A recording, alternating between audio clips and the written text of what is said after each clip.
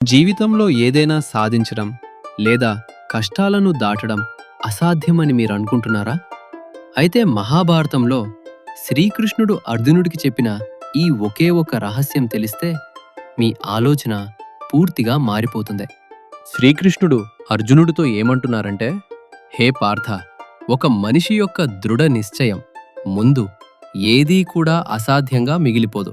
ఒక మనిషి ఎప్పుడైతే ఒక పనిని చెయ్యాలని పూర్తి నమ్మకంతో, దృఢ సంకల్పంతో బాధ్యత తీసుకుంటాడో అప్పుడు ఖచ్చితంగా ఒక అద్భుతం జరుగుతుంది. అలా ఎవరైతే దృఢ సంకల్పంతో మరియు బలమైన నమ్మకంతో ఒక పనిని మొదలు పెడతారో అటువంటి వారికి సహాయం చేయటానికి ఆ దైవిక శక్తులు స్వయంగా దిగిరావాల్సిందే.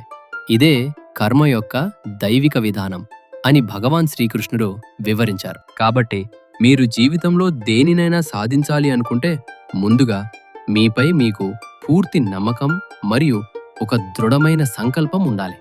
శ్రీకృష్ణుడు చెప్పిన ఈ గొప్ప వాస్తవాన్ని అందరికీ తెలిసేలా ఈ వీడియోని మీ మిత్రులకు తప్పకుండా షేర్ చేయండి. కామెంట్స్లో భక్తితో జై శ్రీకృష్ణ అని రాయండి.